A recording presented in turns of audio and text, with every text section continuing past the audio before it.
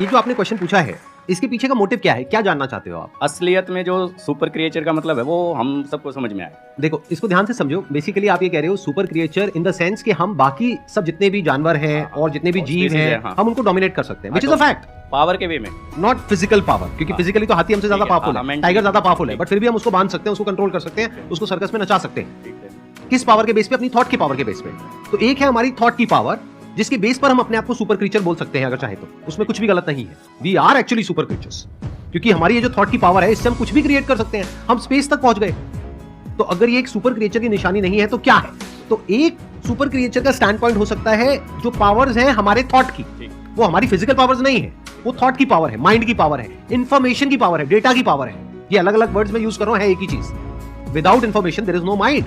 ये सब नॉलेज की, इंफॉर्मेशन की, साइंस की, डेटा की, इन सब चीजों की पावर है। तो एक तो पावर ये है जिसके बेस पर आप अपने आप को सुपर क्रीचर बोल सकते हो, विच इज अ फैक्ट। एक दूसरी पावर है जिसके बारे में बहुत ही कम लोगों को पता है।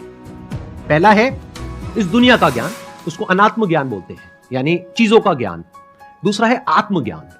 आत्मज्ञान मतलब, आत्मा मतलब मैं, कोई भूत प्रेत नहीं, जैसा मूवीज में देखते हैं, राइट?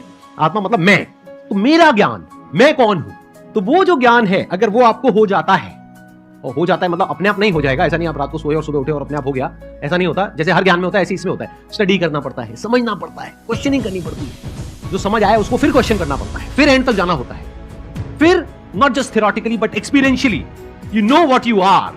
और फिर वहां पर एक महावाक्य है, अहम ब्रह्मस्मि, मैं ही वो हूं, तत्त्वमसि, आप ही वो हो।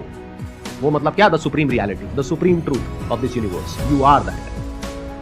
तो वहां तक आप पहुंच जाते हो, not just theoretically but experiential.